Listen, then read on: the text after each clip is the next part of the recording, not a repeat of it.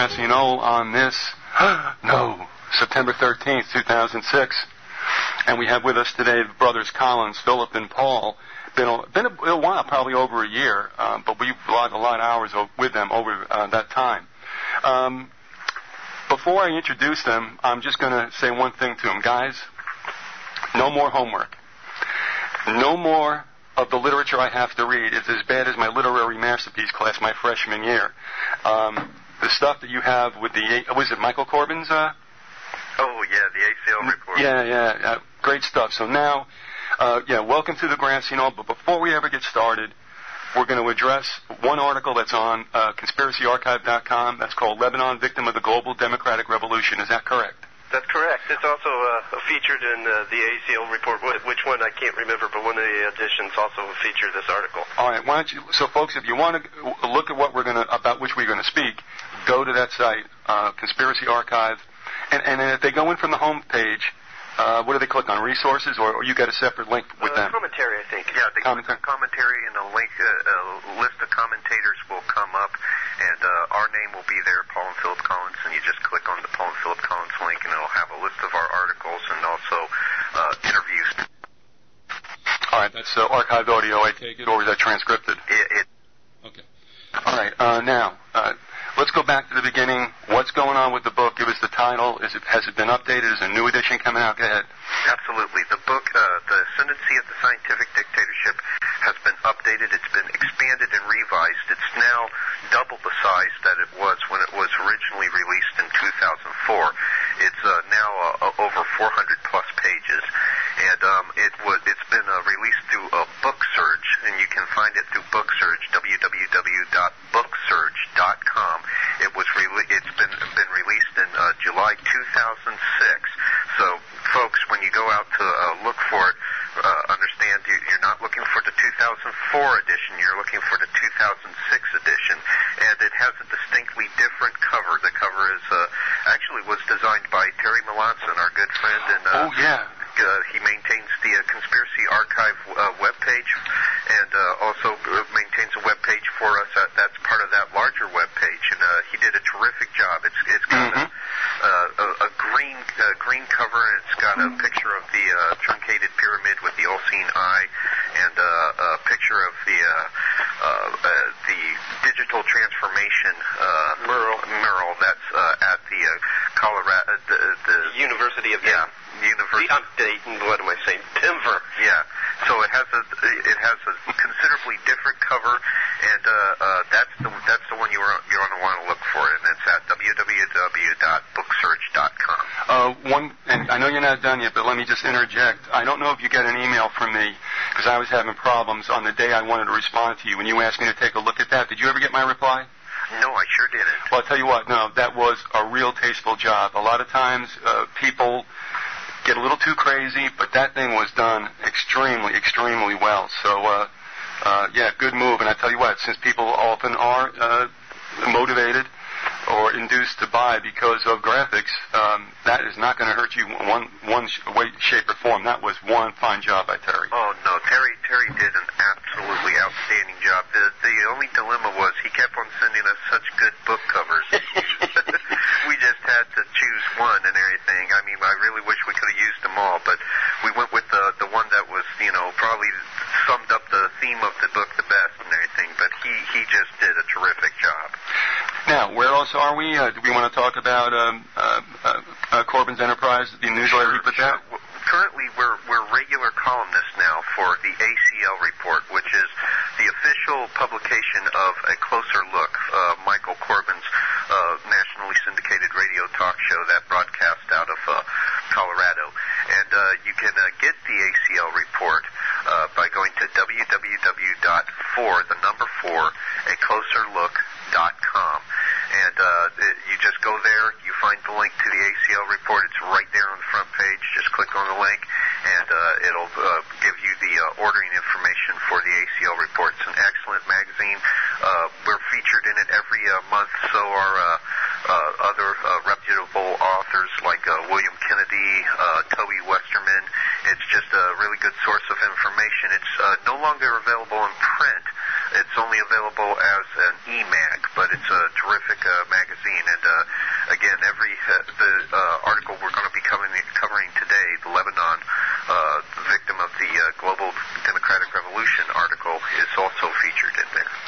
Yeah, and I just got somebody mentioning to me what article is it, and that is what it is. It's Lebanon, victim of the Global Democratic Revolution. You go to conspiracyarchive.com, commentary, bang, you'll see it. And you can read along with us as we discuss this. This show really was sparked by a listener who said, what's going on with Lebanon and Iran, and what about predictive programming? We can deal with the predictive programming later. Sure. But, you kind of lay out a historical background to what's happening today, and it seems that there is, with all that's gone on, and you allude to it, whether it's in your words or the people you quote, that really, and this is a crude paraphrase, they run the same scheme time and time again. Now, that's a real general statement, but I'm going to throw it to you guys, Philip, Paul. What about that? Well, that's quite true. We do see kind of the same scheme. The Global Democratic Revolution is nothing more than a recycling of Trotsky's Fourth International of a permanent revolution, what Trotsky and Parvis came up with. Mm-hmm. It's just the same idea being played over and over again. These neoconservatives, really, they're nothing more than the old Trotskyites. They were anti-Soviet. They weren't anti-communist and all, but because of their anti-Soviet inclinations, they were able to piggyback on the anti-communist movement and play off of the native fears of Americans of a expanding Soviet imperium, and were able to just build a rather extensive network, and finally get that network really entrenched into the American political landscape. And it's all it is it's the same plans that Trotsky had devised, that Parvis had devised. Mm-hmm. And what these neoconservatives essentially are is they are Trotskyites that have taken some Leo Straussian fascist additives and some technocratic ideas and blended it with their Trotskyite beliefs into what can be described as a new Jacobinism or Jacobinism. The Jacobins, you will recall, were the Illuminist revolutionaries, the most violent faction of the revolutionaries in France that helped bring about the French Revolution. And they dethroned their opponents, the Girondins, who wanted to keep a monarch on the throne in France, who many Girondins were duped into believing that the French Revolution was supposed to be nothing more than the ideological kissing cousin of the American Revolution. They were able to kick them out. They were able to form what was called the Jacobin dictatorship, and had a small group of 12 men called the Committee of Public Safety running the whole country. And basically, it was an early version of a scientific dictatorship right there. That's what we have now. We have neo-Jacobins with these neoconservatives. They can claim the French Revolution as their heritage and as their tradition, as opposed to the American Revolution as their tradition. And when we look at Lebanon, the question comes up: who's to blame for that 34-day war that we had there? That was absolutely terrible. And you got one side, such as John Hagee and a lot of these pro-Israel kind of ministries, saying that it was all the fault of the Arabs, and basically they have a belief of ethnic salvation, that the Jews are right, by virtue of their ethnicity, and that they are saved and chosen people of God by virtue of what race they belong to, which is of course wrong. Then we have the other side, which is equally wrong, that is basically summed up by groups such as American Free Press. People will remember that they used to be Liberty Lobby, or Victor Thorne, his Wing TV organization, that say that it's all brutal Zionist occupation, and that it's all the Israelites, and they basically characterize groups like Hezbollah as resistance fighters and not as terrorists. But they're not resistance fighters at all. They're terrorists, and they were hiding behind the people of Lebanon. The truth of the matter is that both of those sides are fundamentally wrong. And all. If you want to point the accusatory finger at anybody, you have to point it at these Neo-Jacobins. When back in 2002, I was contacted by an Israeli investigative reporter by the name of Joel Boehnerman. He had seen an article of mine in Nexus magazine, and we struck up a correspondence as a result of that. And during the course of that correspondence, I got fairly acquainted with his writings. And he pointed out in his writings that what was behind this long, drawn-out conflict between Arabs and Jews in the Middle East was not the Arabs or the Jews, but what he called FEs. And FEs are simply a term for foreign elites. And when you look at Lebanon, you see that and what happened over there with the conflict that we just went through over there. You see that he was correct in that assertion that foreign elites are behind the conflict. What was going on was the Neo-Jacobins, the Neoconservatives, were spreading their doctrine of a global democratic revolution in the region, using the assassination last year of Rafik Hariri, who was the former prime minister of Lebanon, as the catalyst.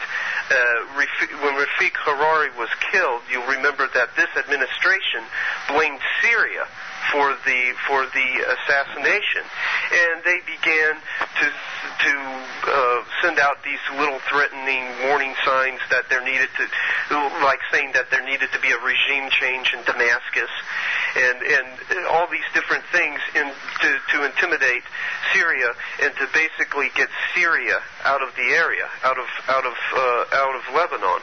And the truth is that Syria was probably needed in that region because of the fighting that goes on between the Druze and the Christians and the different Muslim groups. They were pretty much policing the region.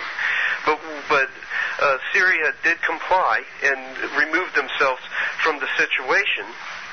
And then the administration began to push for elections and for the democratic process to be put into play in this area. Now, the kind of democracy that they press for is what is known as plebiscitary democracy. And plebiscitary democracy is different than the democracy that we find in our Republican system. It's a democracy that is totally free of the rule of law. And it's just where it's majoritarian. The majority rules and gets what they want, even if their decision came as a result of the influence of a demagogue, or if it was based on rash emotionalism, on impulse. Yes, and if I may cut in here, it's also known as pure democracy. And pure democracy, to understand what a pure democracy is as opposed to representative democracy, which is what you have in the case of a constitutional republic, pure democracy, to know what it means, you just have to etymologically pick apart the word democracy. It comes from the Greek words demoskratia, which means the people to rule. And so whatever the people rule, based on impulses, appetites, emotions, that is what becomes the rule. It has nothing to do with the rule of law.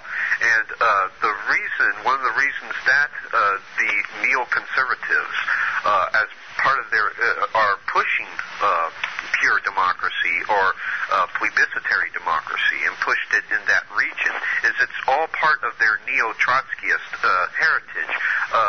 It harkens back to the old communist doctrines. For instance, V.I. Lenin said that democracy is indispensable to socialism. Karl Marx in the Communist Manifesto said that the war of the proletariat was a war for democracy, and so this harkens back to their neo-Trotskyist heritage. It also harkens back to their Jacobin heritage. The Jacobins in revolutionary France also pushed for a pure democracy, a majoritarian plebiscitary democracy. But as if anybody who does their homework, as they will find, the good majority of the founding fathers were against such democracies. Madison said that democracies had always been spectacles of turbulence and contention. Samuel Adams warned that democracies never last, that they always end in waste and murders, and the democracies themselves commit suicide. They are self-immolating suicide pacts. But at any rate, that was the sort of democracy that the neoconservatives were installing in the Middle East. That's what the global democratic revolution is attempting to install. Well, no, let me just go back for a second. You covered a lot of ground. Sure. I had said at the outset that it's the same scheme. Now, looking back at who or what orchestrates all this throughout the centuries, you and I know, and those who believe on the Bible, that it is the Prince of Darkness. For those who want to deal in an occult sense and a secular sense, we could call it Illuminati or New World Order. Mm-hmm. Going back as far as you want to, I mean, even if you pick up on the Jacobins, I mean, aren't we also looking at the extension of Illuminati religion, which is really Masonry? Absolutely. And can we assume also that the Jacobins might have been at work in the United States also, even if it was a, shall we say, a preliminary? Well, what happened was that when the French Revolution took off, the Illuminists were very, very crafty individuals. And going all the way back to the Illuminist founder, Adam Weishaupt, they had this thing where they would basically play off their principles as ideological kissing cousins to the American Revolution. Weishaupt wanted people to believe that the principles that he was putting forward were on par with the American Revolution, and a lot of people got duped as a result. Jefferson, for the longest time, defended Adam Weishaupt and was a strong supporter of Illuminism, believing that it was on par with what the American experiment was all about. And so when the French Revolution took off, there was a lot of people that here in the United States that welcomed it with open arms. And the revolutionary government sent over an ambassador named Edmond Genet. And Edmond Genet ended up using his place as an ambassador here in the United States to whip up all sorts of Illuminist intrigue. He started what were known as democratic societies, which were nothing more than the Jacobins really being installed here and imported into this country, and they were just even Washington recognized this. They were perfectly in just a model of the same thing as the Jacobins were, and he tried to also use this country as a launching point for foreign wars against other countries, and eventually Genet, when the revolution began to break down over in France, he had to beg Washington to stay here because he knew if he went back he'd lose his head, and he just continued with those intrigues, and that led to Illuminism being imported into this country, going all the way back to Genet and the French Revolution. A lot of those democratic societies went underground, and you really, in this era, which could be almost referred to as the revelation of the method era. That's what some researchers refer to it as, where they no longer feel a need to hide, and they can just pull back the curtain and show their plans. You can see where Illuminism is everywhere, and it probably came here at that point in time. Yeah, and to give another example of how this continuum of the Illuminist tradition, how far back it stretches and how pervasive it is, it became very much evident during the FDR period of history, during the New Deal period of history. Of course, the neoconservatives were very much supportive of FDR's administration, and so was the technocratic movement, which seems to be closely akin to the neoconservative movement. But as Irving Kristol points out in his book, The Autobiography of an Idea, Neoconservatism, the Autobiography of an Idea, the neoconservatives agreed with FDR in principle. Well, FDR was a 32nd degree Freemason, and he also had in his administration a man by the name of Henry Wallace, who was also a 32nd degree Freemason. And it was under his administration that a icon of esoteric significance to Freemasonry, and that actually dates back far beyond Freemasonry, even to the old Italian humanist of the Renaissance. This icon was placed on the $1 bill, and that, of course, has come to be known as the Great Seal. And it was placed on the $1 bill by the Secretary of Treasury, Henry Morgenthau Jr., who was also a Freemason.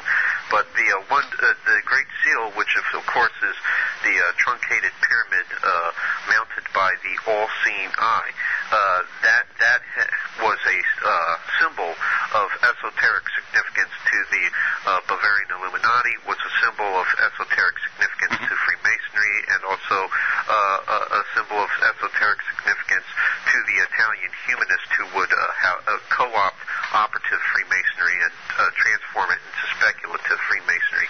And it basically represents what they are attempting to install, which is a novus ordus seclorum, and that's part of the Great Seal. It means a new secular order, or a new order of the ages, and that basically harkens back to an older tradition of which neoconservatism is a part. Well, let's look again from the time that you've mentioned now with the Jacobins and the new Jacobinism, and see how it applies today. If we remember also that after the French Revolution we have Napoleonic Wars, and I would say you would agree that this was a move on empire. Do I think France was going to rule the world? No. They were being used as the muscle.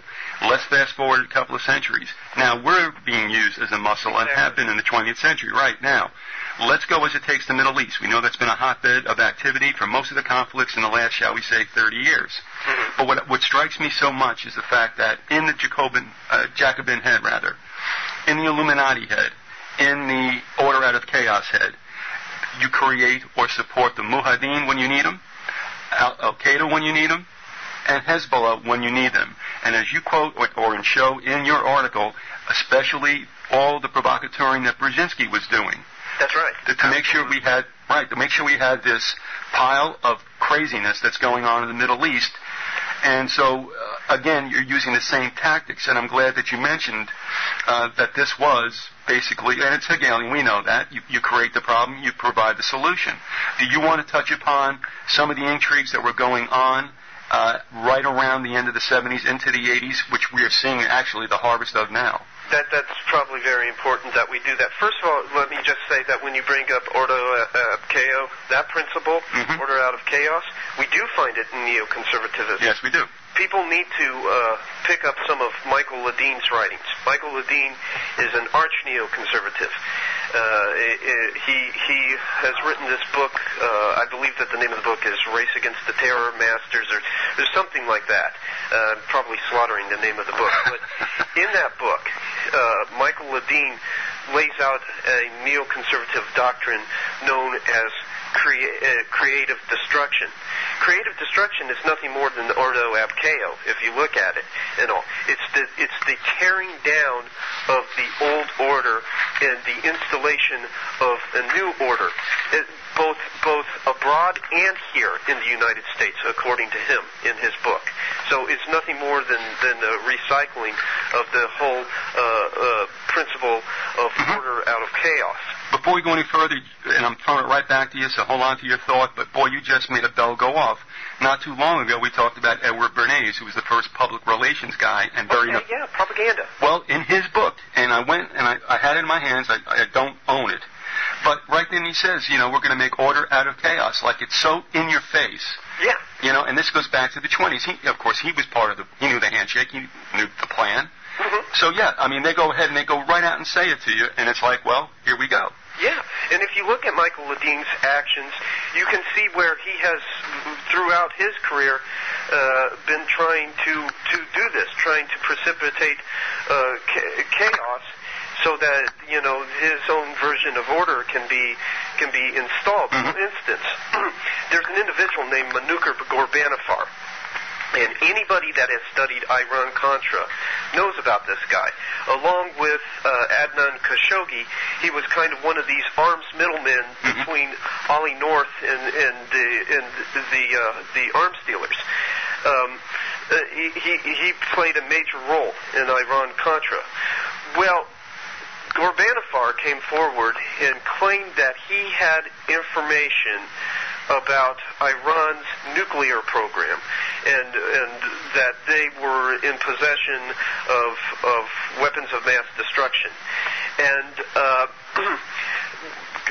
Michael Ledine has been the foremost sponsor of Gorbanifar, and Michael Ledine had just been trying off the hook, going back about maybe 2.5 years now, before Iran really hit the spotlight the way it has now.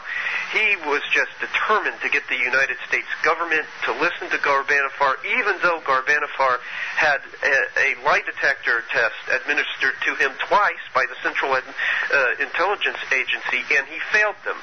And he was just determined to get the administration to listen to Gorbanifar and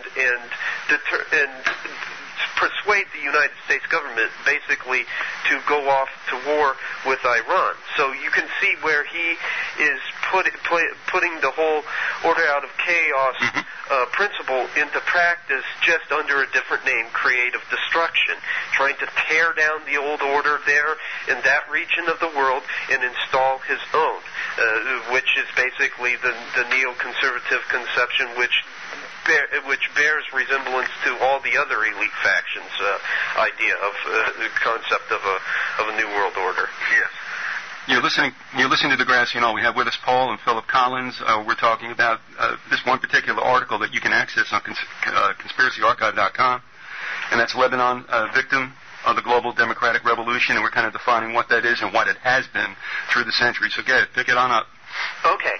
Well, as I said, when Syria was pushed out of Lebanon, this administration began to press for what is known for democratic elections over in that area, for plebiscitary democracy in Lebanon.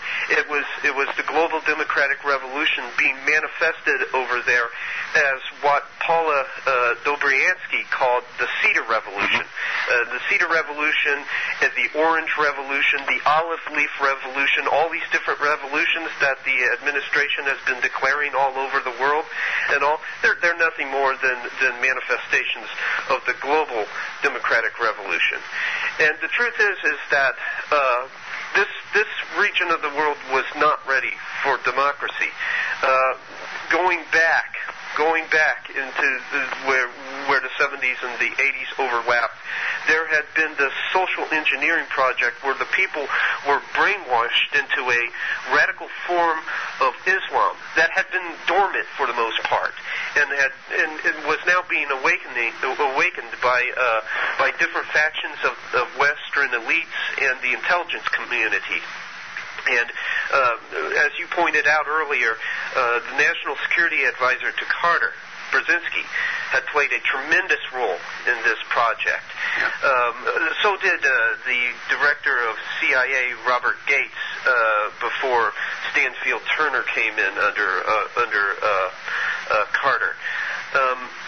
What they did was the American intelligence services began to funnel aid to the Mujahideen 6 months before the Soviet intervention.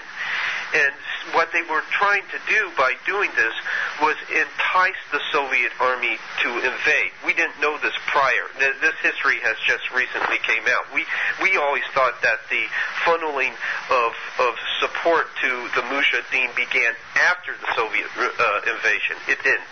We were sending the Mujahideen their support prior to the Soviet invasion, and what we were trying to do was entice them to invade over there in Afghanistan.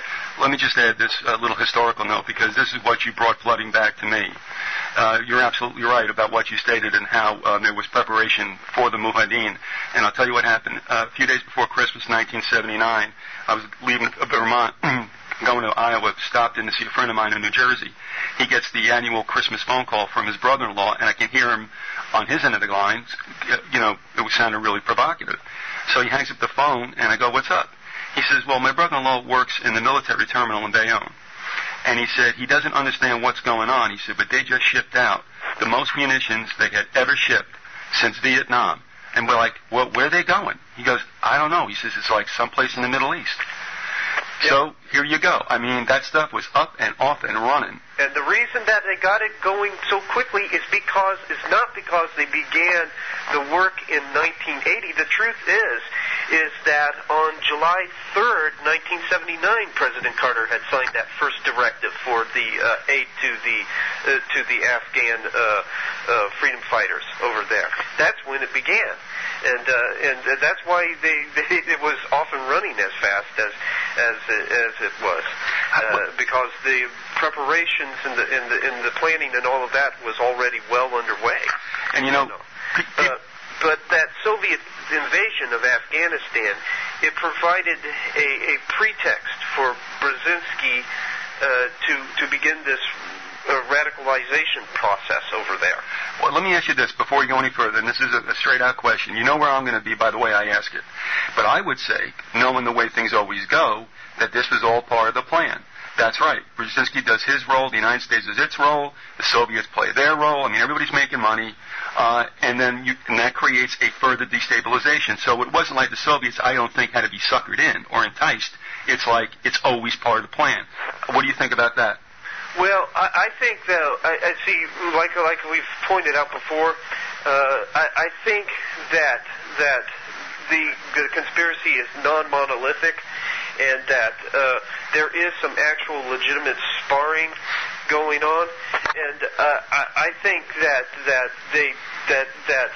the Soviet Union was not necessarily in on the plan, so to speak, because they are a creation of the power structure, but that this is an example of them being managed. Yeah. Well, you look at the fact that the neoconservatives were basically anti-Soviets, and that's not the same supposedly, right. Yeah, that's not the same as anti-communist, because what they're pushing for here is their own variety of communism, their own variety of socialism, which is Trotskyist in nature. It was basically, if you look at it, was a case of the neoconservatives really kind of suckering their Soviet counterparts, and really playing this really dangerous, really unstable chess game with their Soviet counterparts. But because by enticing their Soviet counterparts into the Afghanistan debacle, that in part contributed to largely bankrupting the Russian economy.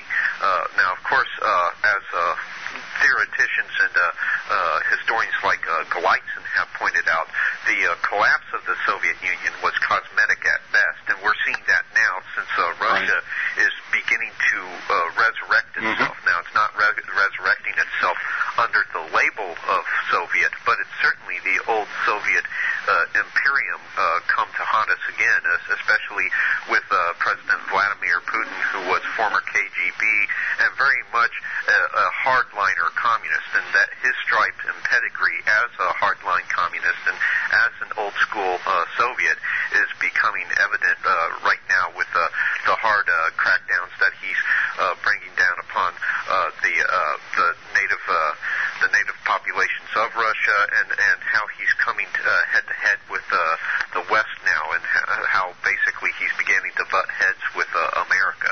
Well, let me ask you something. Do you recall a speech that was given by a Soviet/Russian dissident in Belgium a while ago?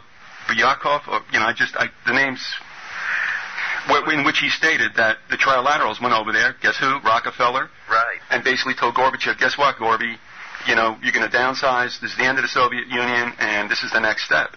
And what's interesting, too, guys, is that Rockefeller was in Russia right after the revolution, using the American Red Cross and certain extensions of them.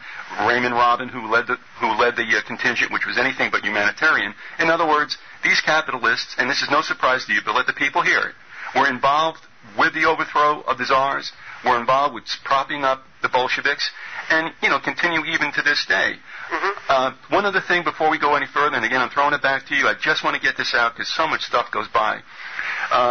Two other characters that are very interesting in at least getting the Cold War up and running, whereas now we were looking in the years 1980s as kind of the end of the Cold War, but stoking this thing up either well-intentioned or not.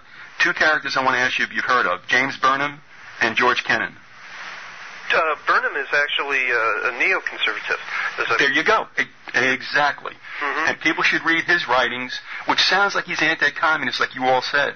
But in essence, he's actually creating a boogeyman that's going to start this whole, yin and yang between West and East. That's right. So, good, excellent. And I tell you, people, if it's still up on the website, do a search on James Burnham. I think you can also use the word, managerial or something like that. Yeah. And I think you'll pop up the writings. There's like 3 of them, and really extensive, that I think came out of the University of North Carolina website. If it's not, do you know if it's still there? I'm not too sure. I'm not too sure. It's worth looking into. All right, let me just say this, and like I said, I'm kicking it back to you. If anybody wants to read those writings and can't find them, I am pretty sure, I'm not going to call them up now, but I saved them in Word docs, and I would gladly disseminate them so you can find an early mindset. We're looking at a post-1945 mindset for what was to come. And take it away. Okay. Let me just say, with you, Viz, you seem to come from the Cleon Skousen school as far as what went on with communism. You're familiar with Cleon Skousen, both he and capitalist. Yeah, both, and what was that? His nephew Joel too, kind of. Yeah. Well, Phil and I are more on the line with his nephew Joel. Joel Skousen. Cleon's contention was that communism was tightly controlled in every single aspect, and it went exactly the way that the capitalists, that the Western elites wanted it to go every time, all the time. Joel is a little bit different in the respect that he says, well, they facilitated the rise of communism, but the power organism gains a degree of sovereignty from the power structure, and you can't always control the direction that it's going to go, and it didn't always necessarily go in the direction that the Western elites and the capitalists wanted it to go. And there was times where they would actually get quite naughty and get out of line and even though you cracked the whip a little bit, you didn't necessarily get the desired result. I tell you what, in general, although it is a generality, I would agree with your assessment of where I'm coming from. Yeah. Well, before Cleon Skousen passed away, him and Joel Skousen had what Joel Skousen called a meeting of the minds, where Cleon Skousen basically came to agree with Joel's assessment of the whole thing and all. But anyways, long way around the barn, that when that Soviet invasion did take place, Brzezinski and his cabal basically used the invasion as a pretext for radicalizing Afghan children over there, and the children were propagandized by these under the pretext of education, by these textbooks that were filled with very violent images and militant Islamic teachings that were sent over there. And if I recall correctly, the books were developed in the 1980s under the Agency for International Development.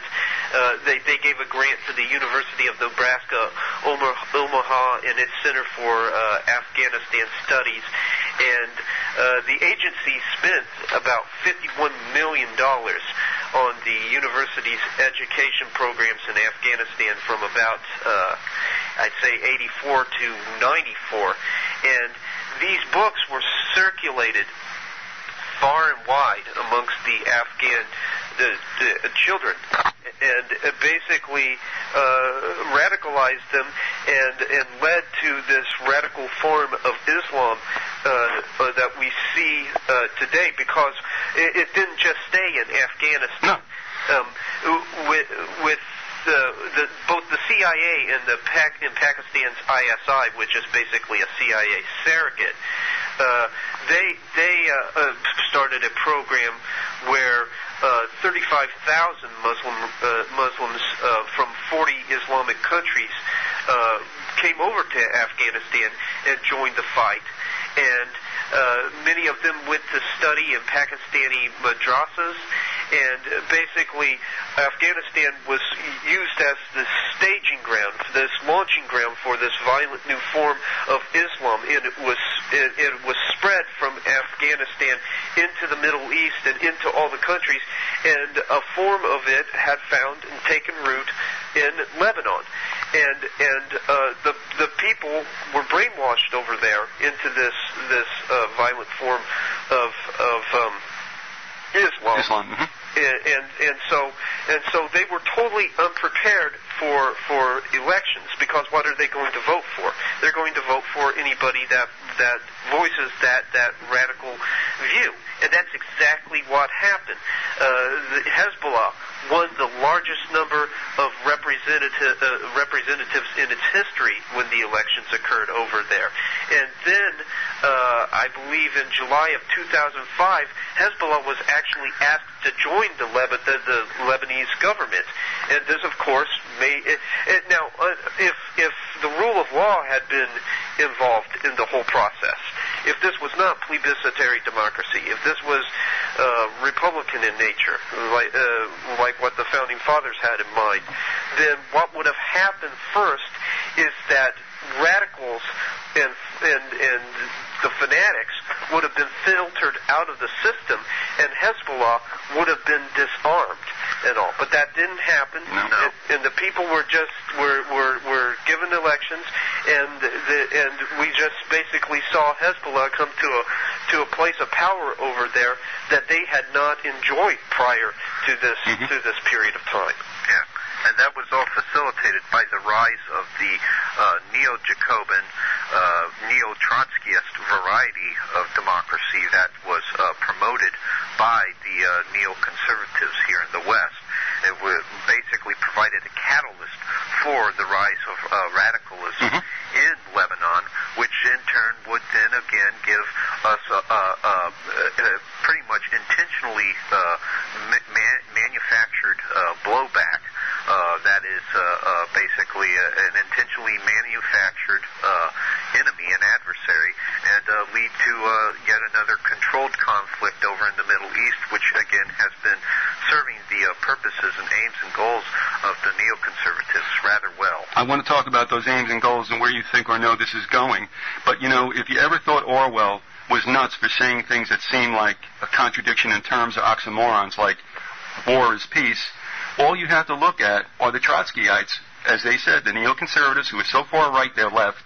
Because what was their goal? It's endless war for endless peace. That's correct.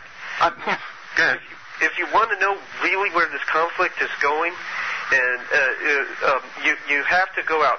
The audience needs to go out and they need to pick up a copy of Wesley Clark's book, Winning Modern Wars. In that book, he shares an experience that he had early in 2003 prior to the invasion of Iraq when he went to the Pentagon. He went to the Pentagon, he spoke to a Pentagon staff member there and asked, is the invasion a go?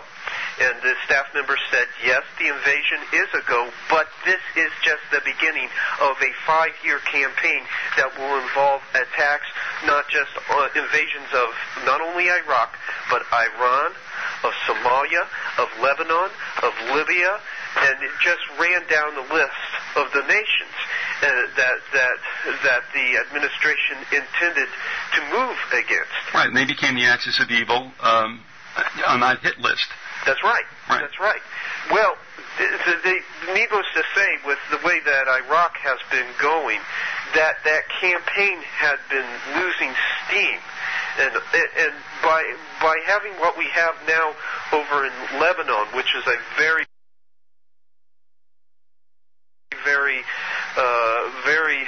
sensitive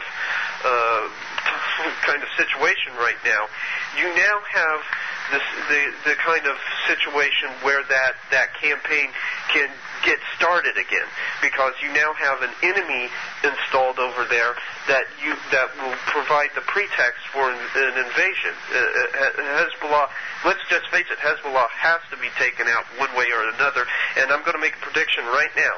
They're talking about a UN coalition going over there and taking care of the situation. Forget it.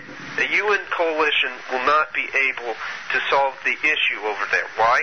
The Lebanese government has to approve any UN presence in their country. And who's part of the Lebanese government? Hezbollah.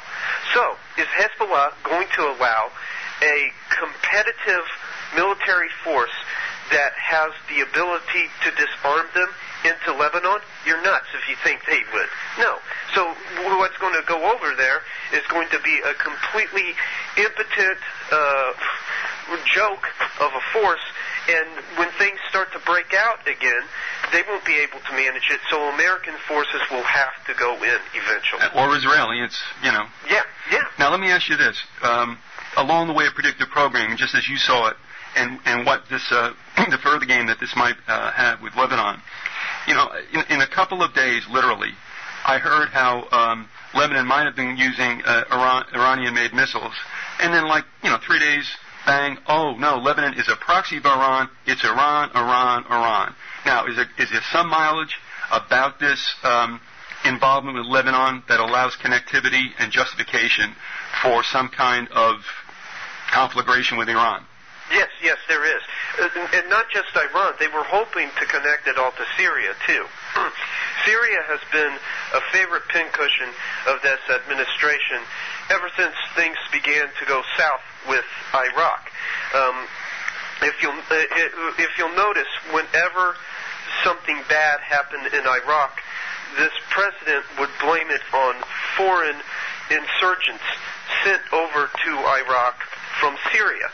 And this is his way of basically taking the blame off of himself and off of the way that he and his administration has managed Iraq.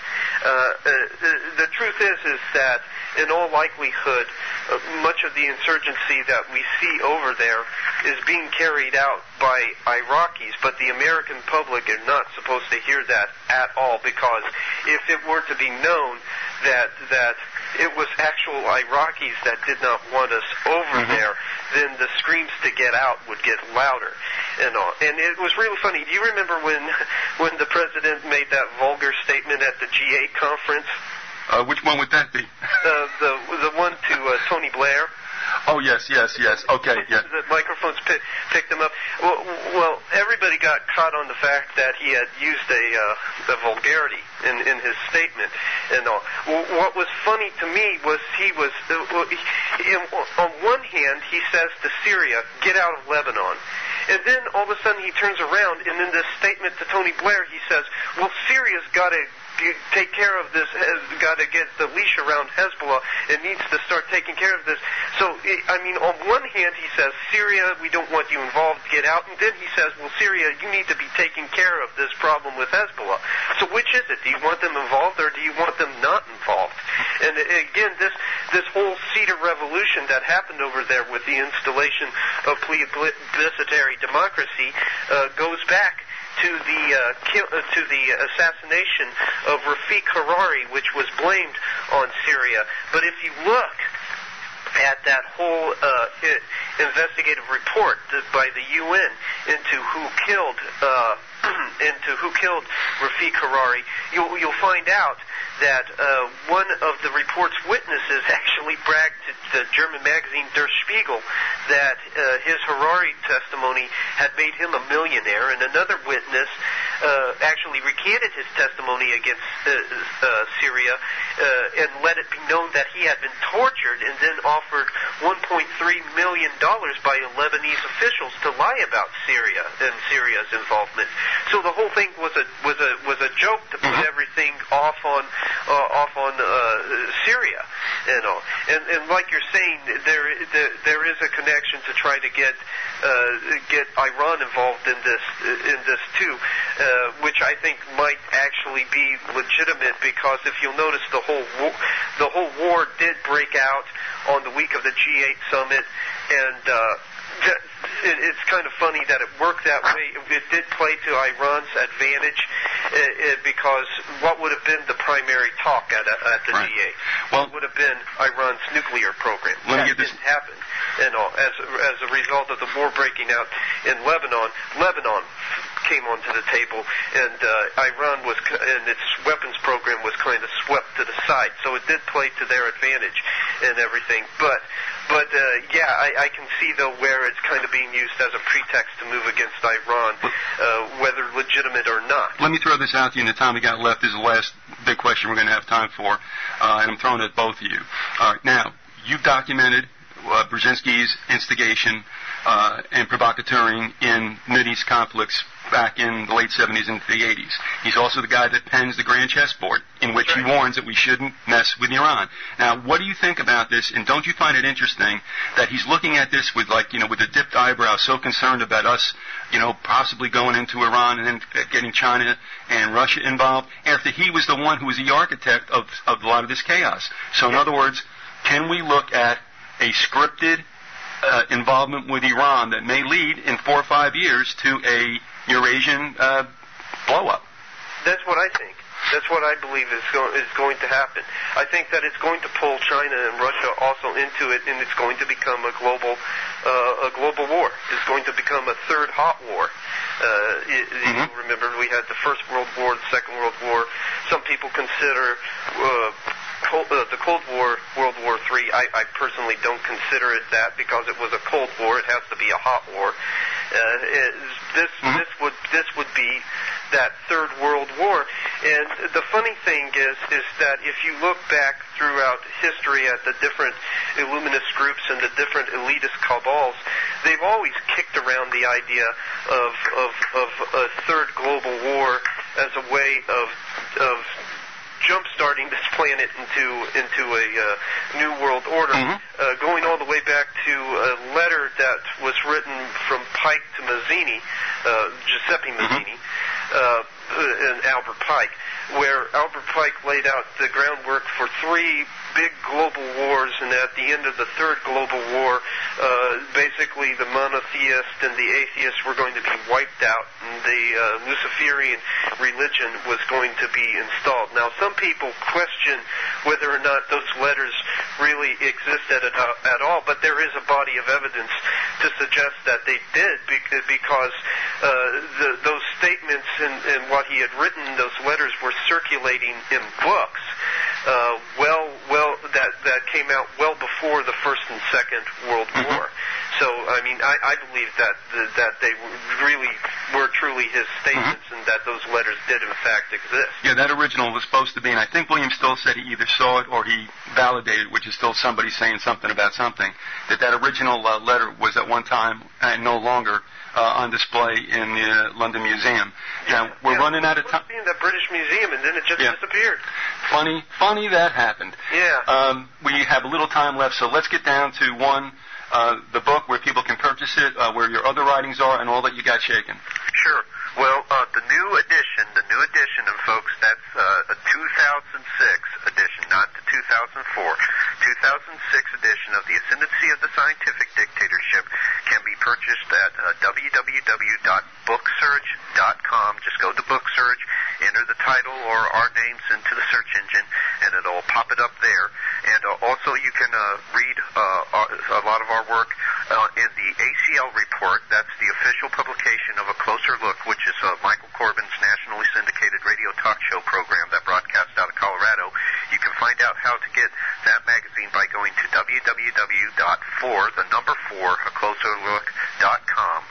And finally, you can read a large collection of our writings and also download interviews with us at Terry Melantson's excellent Conspiracy Archive website. And by the way, he also did the book cover, and that's www.conspiracyarchive.com/commentary with a capital C /Collins with a capital C .php.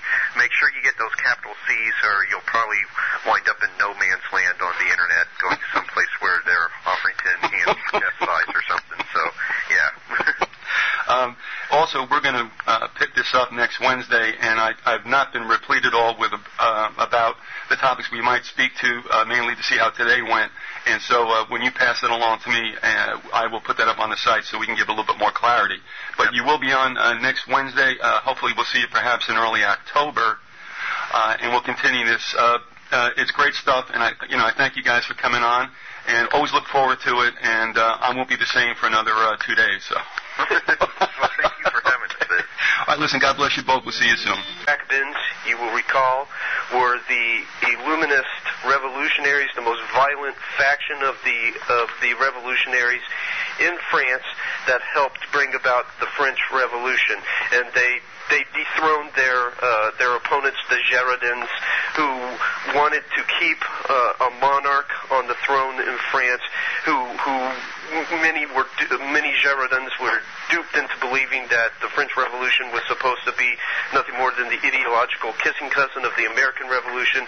They were able to kick them out. They were able to form what was called the Jacobin dictatorship, and had a small group of 12 men called the Committee of Public Safety running the whole country.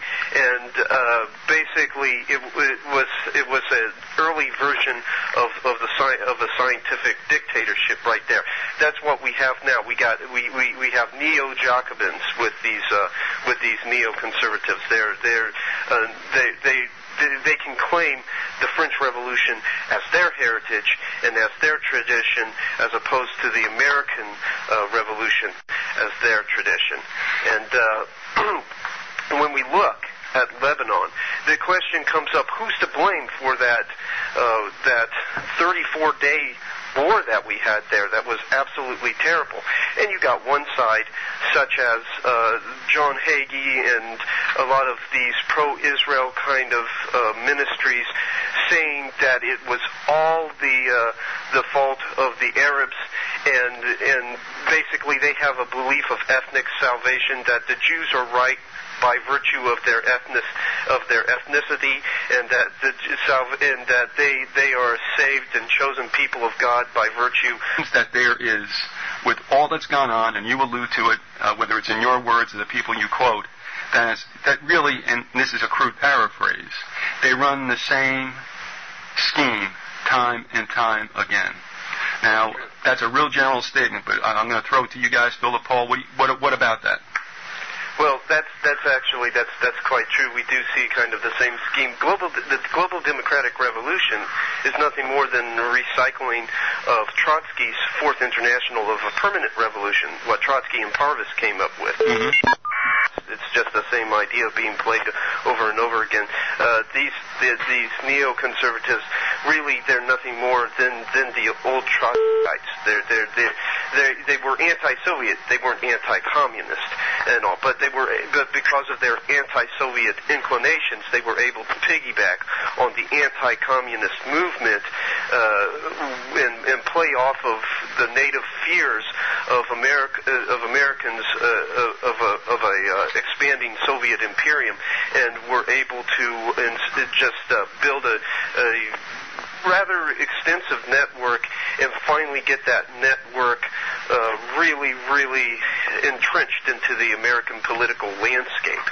And it's all it is it's the same plans that Trotsky had devised, that Parvis had devised. Mm-hmm. And what these neoconservatives essentially are is they are Trotskyites that have taken some Leo Straussian fascist additives and some technocratic ideas and blended it with their Trotskyite beliefs into what can be described as a new Jacobinism or Jacobinism. Find it through BookSurge, www.booksurge.com. It's been released in July 2006. So, folks, when you go out to look for it, understand you're not looking for the 2004 edition. You're looking for the 2006 edition, and it has a distinctly different cover. The cover is actually was designed by Terry Melanson, our good friend, and he maintains the Conspiracy Archive webpage, and also maintains a webpage for us. That's part of that larger webpage, and he did a terrific job. It's got a green cover, and it's got a picture of the truncated pyramid with the all-seeing eye, and a picture of the digital transformation mural that's at the Colorado, the University of what am I saying? Denver. Yeah.